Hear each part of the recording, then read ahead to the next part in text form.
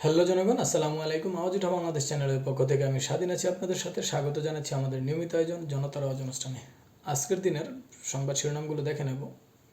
গায়ক নোবেলের সঙ্গে ইডেন কলেজের সেই ছাত্রীর বিয়ের নির্দেশ দিয়েছে আদালত। এখন থেকে 5ই আগস্ট সরকারি ছুটির ঘোষণা। সংসদ নির্বাচন থেকে উঠে যাচ্ছে পোস্টার রীতি। জুলাই শহীদ পরিবারকে ঢাকায় ফ্ল্যাট প্রদান করবে সরকার, আনুমানিক ব্যয় 762 কোটি টাকা। আমরা সংবাদগুলোর বিস্তারিত দেখে নেব। গায়ক নোবেলের সঙ্গে ইডেন কলেজের সেই ছাত্রীর বিয়ের নির্দেশ দিয়েছে আদালত।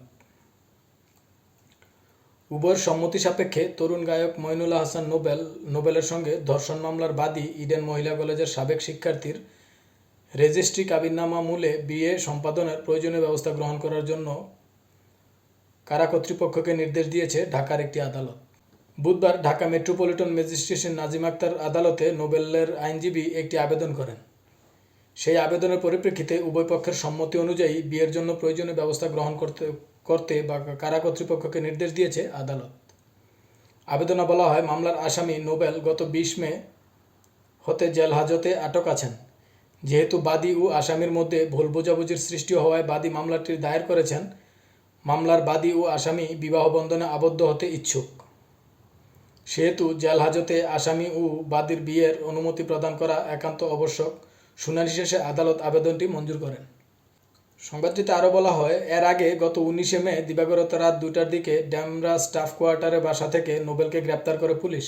ইডেন মহিলা কলেজের সাবেক এক শিক্ষার্থীকে বাসায় আটকে রেখে জোর করে ধর্ষণের অভিযোগে রাজধানীর ডেমরা থানার করা মামলায় তাকে গ্রেপ্তার করে পুলিশ। গ্রেপ্তারের পরদিন নোবেলের জামিন নামঞ্জুর করে কারাগারে পাঠানোর আদেশ দেন ঢাকার নিম্ন আদালত। আসলে এটা এমন একটা ঘটনা, এটা কিছুদিন আগে অনলাইনে যথেষ্ট ভাইরাল হয়েছিল যে নোবেল আমরা এর আগেও তার কয়েকটি অকারেন্স অনলাইনে ভাইরাল হয়, যেখানে দেখা যায় তিনি এবং তার সহধর্মিনী তারা দুজনেই নেশাগ্রস্ত। আমি যদি ভুল না করে থাকি, নোবেল একজন নেশাগ্রস্ত মানুষ এবং তারই সাথে ফেসবুকে পরিচয়ের মাধ্যমে সম্পর্ক গড়ে ওঠে সেই ইডেন কলেজের সেই ছাত্রীর, এবং তাদের মধ্যে একটা সম্পর্ক হয়। সেই সম্পর্কের জের ধরে তিনি একসময় দাবি করেন, ধর্ষণের মামলা করেন নোবেলের বিরুদ্ধে, এবং সেই মামলায় নোবেলকে অ্যারেস্ট করা হয়। এখন আদালত সেটাকে দুজনের মধ্যে বিয়ের বন্ধনে আবদ্ধ করার একটা অনুমতি প্রদান করেছে আদালত। এখন থেকে 5ই আগস্ট সরকারি ছুটি পালন করা হবে বলে জানিয়েছে সংস্কৃতি বিষয়ক উপদেষ্টা মুস্তফা সরোয়ার ফারুকী। ছাত্র জনতার গণ অভ্যুত্থান দিবস হিসেবে দিনটি ছুটি থাকবে। আগামী সোমবার এ বিষয়ে বিস্তারিত জানানো হবে। বৃহস্পতিবার ফরেন সার্ভিস একাডেমির এক সংবাদ সম্মেলনে তিনি এই কথা জানান। তিনি বলেন, জুলাই গণ অভ্যুত্থানকে ঘিরে আগামী 1 জুলাই থেকে কর্মসূচি শুরু হবে, চলবে 5ই আগস্ট পর্যন্ত। 14 জুলাই থেকে মূল আয়োজন চলবে। আন্দোলনে যেভাবে দেশ ঐক্যবদ্ধ হয়েছিল সেভাবে কর্মসূচি করা হবে। তিনি আরও বলেন, এখন থেকে 5ই আগস্ট সরকারি ছুটি থাকবে জানিয়ে মুস্তফা সরোয়ার ফারুকী বলেন, আগামী রবিবার উপদেষ্টা পরিষদের বৈঠকে 5ই আগস্ট ছাত্র জনতার আন্দোলনের জাতীয় দিবস হিসেবে সিদ্ধান্ত নেওয়া হবে। এদিকে বাংলাদেশ ইলেকশন কমিশনার তা একটি সংবাদ সম্মেলনে বলেছেন যে আগামী জাতীয় নির্বাচনে আমরা সচরাচর অতীতে যেমন দেখে এসেছি, বিভিন্ন প্রকার পোস্টার, ব্যানার, পুরো এলাকার একটা এনভায়রনমেন্ট পরিবর্তন হয়ে যায়। এলাকার যত রাস্তাঘাট, গাছগাছালি যত কিছু আছে এগুলো ভরে যায় বিভিন্ন পোস্টারে। অমুক ভাইয়ের সালাম নেন, তমুক ভাইকে ভোট দিন, অমুক ভাইয়ের চরিত্র ফুলের মতো পবিত্র, এমন পোস্টার। তা একটি নতুন সিদ্ধান্ত আসতে চলছে, সেটা হলো ইলেকশনের সময় পোস্টারিং করা যাবে না। পোস্টার নিষিদ্ধ হওয়ার মতো একটি সিদ্ধান্ত আসতে পারে বলে জানিয়েছেন। এদিকে সরকারি সেবায় ঘুষ বাণিজ্যে শীর্ষে আছে বিআরটিএ।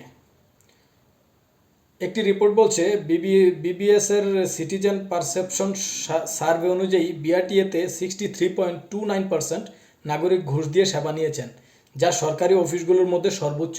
আইনশৃঙ্খলা বাহিনী দ্বিতীয় অবস্থানে 61.94% ও পাসপোর্ট অফিস তৃতীয় অবস্থানে 57.45%। এরপরেই রয়েছে গত এক বছরে 31% নাগরিক দুর্নীতির শিকার হয়েছেন, হয়রানির শিকার হয়েছেন 19.31%।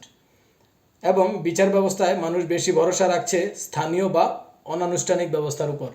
এই সংবাদটি বলছে যে মানুষ বিচার ব্যবস্থায় স্থানীয় বা অনানুষ্ঠানিক যে ব্যবস্থা, যেমন আমরা প্রত্যন্ত অঞ্চলে দেখি বেশিরভাগ ক্ষেত্রে কোনো একটা ঝামেলা হলে সরাসরি মানুষ আইনের দ্বারস্থ না হয়ে গ্রাম সালিশ অথবা গ্রাম সালিশের মধ্যেও কিছু প্রভাবশালী ব্যক্তিত্বের প্রভাবে এসে দুটি পক্ষের মীমাংসা বা একটা সমাধানের চেষ্টা করে সেখানেই স্বাচ্ছন্দ্য বোধ করছে বলেই এমন একটি রিপোর্ট প্রকাশ করেছে পারসেপশন সার্ভে।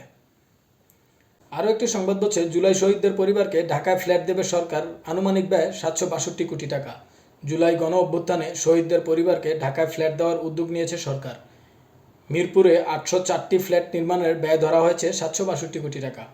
প্রতিটি ফ্ল্যাট হবে 1355 বর্গফুট আয়তনের। এই প্রকল্পটি এখনও অনুমোদনের অপেক্ষায় আছে। শহীদ পরিবাররা এককালীন 30 লাখ ও মাসে 20,000 টাকা ভাতাও পাবে। এমন একটি সিদ্ধান্ত সরকার থেকে আসতে চলেছে। আমরা অপেক্ষায় থাকব সেই সিদ্ধান্তটা কবে কার্যকরী হয়। আমাদের সাথে থাকার জন্য ধন্যবাদ। ভালো লাগলে একটি লাইক দিয়ে যাবেন, সাবস্ক্রাইব করে পাশে থাকবেন। ধন্যবাদ সবাইকে। আসসালামু আলাইকুম।